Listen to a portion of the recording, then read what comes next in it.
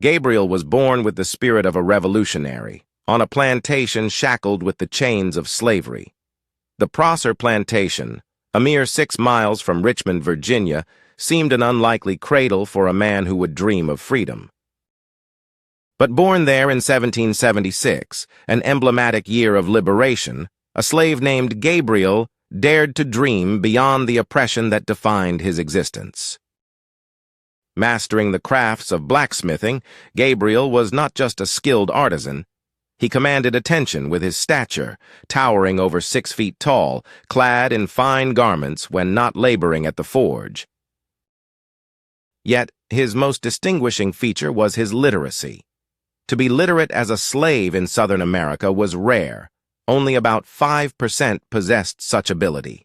This empowerment of knowledge fueled Gabriel's vision and his cause, one that ripened into a conspiracy emblematic of his era.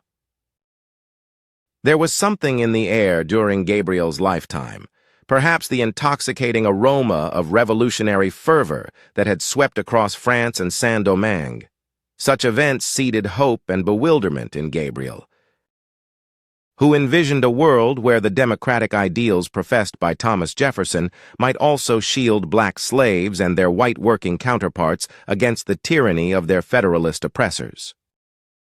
Inspiration came in both unlikely and intentional encounters, such as those with liberty-imbued French soldiers whose words nudged Gabriel towards action. He shared his genesis of a grand conspiracy with his brother Solomon and another trusted servant on the Prosser plantation. Soon, Gabriel's fervor spilled over Richmond, spreading via whispers carried along the waterways to towns distant and near, even reaching Petersburg and Norfolk. Trust was a precious commodity among slaves, yet Gabriel wagered everything on loyalty, even at the risk of betrayal that lurked at every turn. Nevertheless, his gamble was necessary to draw in a legion. He was determined to march under a flag bearing the words, "Death or Liberty," an echo of Patrick Henry's revolutionary cry, this time wielded for the enslaved against their masters. Gabriel's plan was audacious as it was simple: to capture Richmond, seize the armory, and hold Governor James Monroe hostage until the merchant elite acquiesced to demands of justice and equality. His announcement of the uprising went far and wide. The fateful evening of August 30th rose with a sky heavy with foreboding, and it delivered.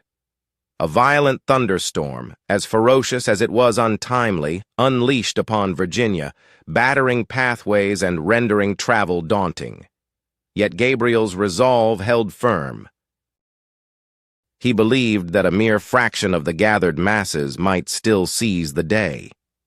Contrary to this belief, the hearts of many wavered amid the tempest, and it was Pharaoh, a slave driven by fear of the unknown, who toppled Gabriel's rebellion with betrayal. Just as the storm seemed the rebels' greatest adversary, so did Pharaoh deliver the coup de grace. In swift action, the state captured Gabriel and his comrades, extinguishing his vision for an uprising before it sparked into the fire Gabriel had dreamt. The cost of rebellion weighed heavily. Virginia hanged 25 black patriots before Gabriel faced his solitary end, becoming both a legend and a caution to those yearning for liberty within an era fraught with inequality.